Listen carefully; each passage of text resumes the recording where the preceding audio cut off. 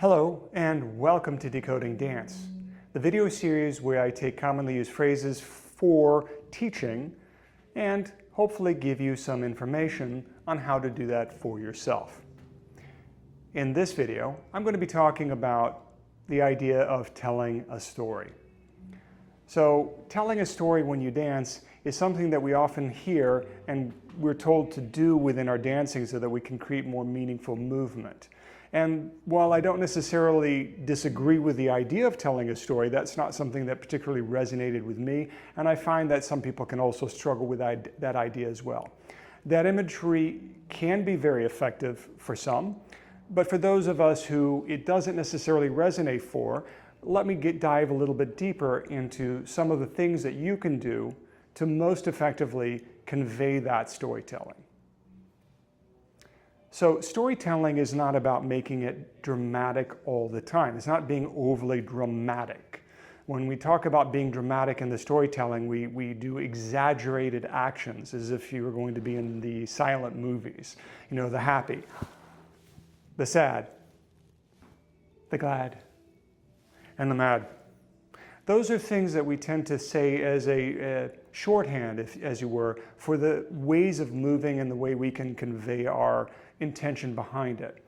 So when we move without a clear intention, oftentimes the inauthentic nature of it comes through, meaning that I can move purely mechanically.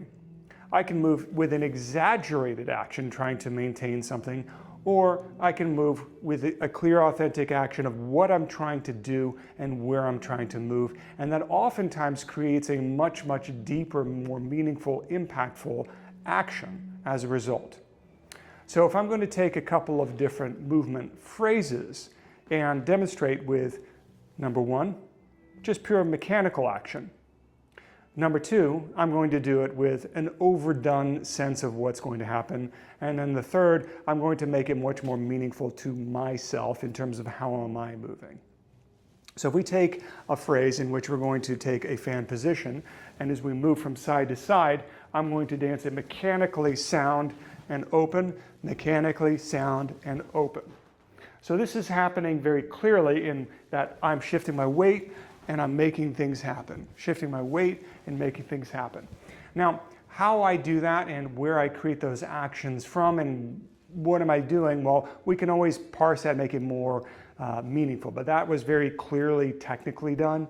I'm going to make it very now overdone dramatic. I'm going to make it very angry like a tango. I'm going to be angry with this. Ha!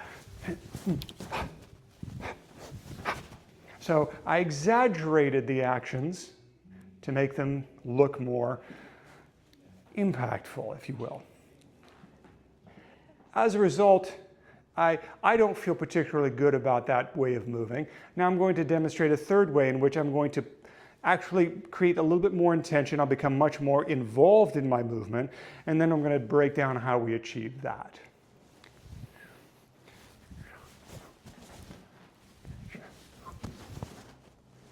Now, if I add a little bit more detail to that, so what I was going for there was a little bit more dynamic range. But if I could craft a little bit more focus, and hopefully that will become apparent in where I'm going and what the end result is, that can create a different story altogether. So I'm going to keep it within the same look of a tango, and I'm going to play around with what that meaning is.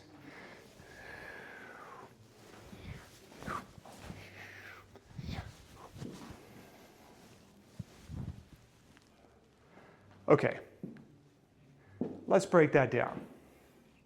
So, how does my posture go into my gestural aspect so that whenever I'm doing something, it has a meaning to myself? So that meaning is going to be what my body is doing, what my arm is doing, and how do they move together. So the dynamic action of my body and my hand moving in time will create a very clear picture. If I'm going towards something and I'm putting my whole body into it.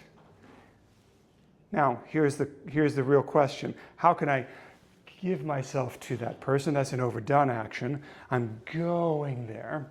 Now, how can I do it so as I'm going there, I can feel the movement of my body away from my hands? I can extend my hands forward and move my body backward.